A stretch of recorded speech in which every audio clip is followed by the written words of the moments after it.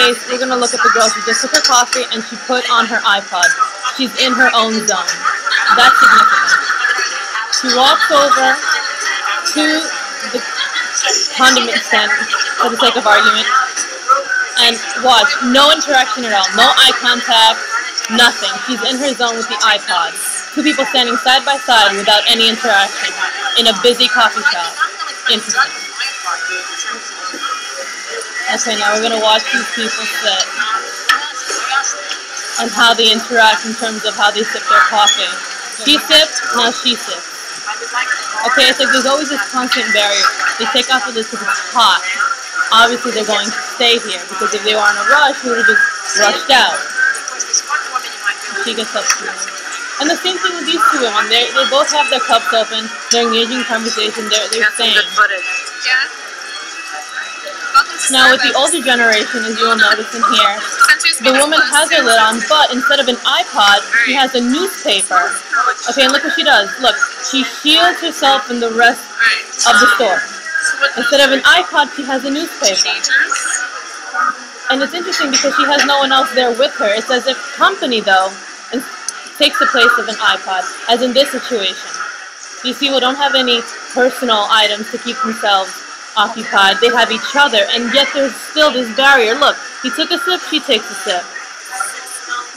It's like a cup always has to be in the air in order for the situation not to be awkward and socially acceptable. Well, not both in the air. Exactly. And so, right, and so he brings it up and she brings it down.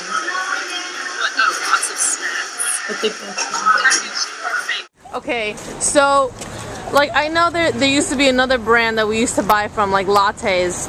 Right? Okay, the Magnolia Bakery.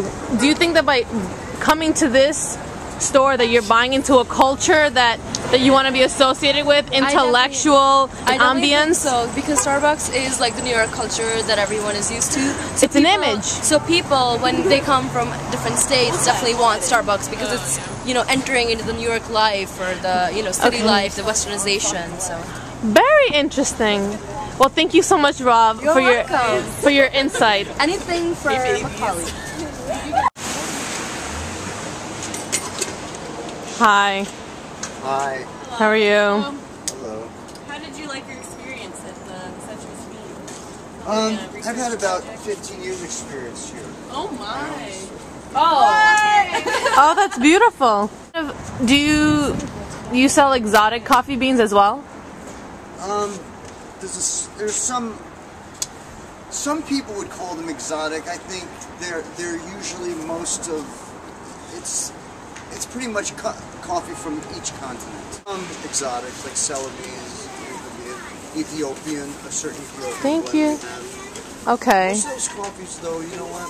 There's not too many exotic coffees you're gonna find. Depends on the plantation. The kind of customer that you regularly bump into, how would you characterize him or her? Usually, they're from this neighborhood, and we know them real well. Very nice. We have a customer base of about 350 or 400. So it's really not including our card catalog.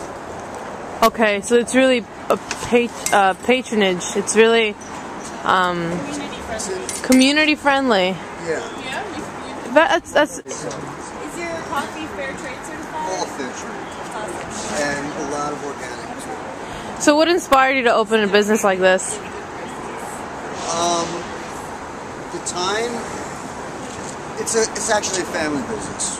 It is. Yeah. So, Beautiful. It started in 1975. We didn't own it then. We owned it in 1989 and we picked it up. So it was basically, my mother and I were thinking of venture, and that's when we ended up buying this place because someone had said it would be a great business to go into, and we like coffee. We were always, you know, coffee enthusiasts. Yeah, so we opened it. We kept it open. That's wonderful. We kept it going. And so we inherited a lot of clients. She's cheaper. to say is that when I walked in that store, I was just so overwhelmed by the smell of coffee, which was so amazing. And even though Starbucks specializes in coffee and tea, their stores don't smell authentic like this. So this was just very excellent that I found. So is there a reason why you come here instead of like say going to Starbucks or something? Well, yeah, I'm not a Starbucks fan. I don't like mass-produced things. This is, you know, it's definitely the authentic coffee place, if you will, and it's been here forever. I've been here for 9 years. That's what and he I've was been just coming saying. here for the past 9 years. Right. And every friend I know around here, they all come here for coffee, so it's... Excellent. Thank you. I don't remember the last time I was in Starbucks, maybe 7-8 years ago. I would say this is one of the best cups of coffee I've had in a long time. It's very flavorful, it's nutty, but it's not overwhelming. I put a little bit of milk in it, so it's a little creamy.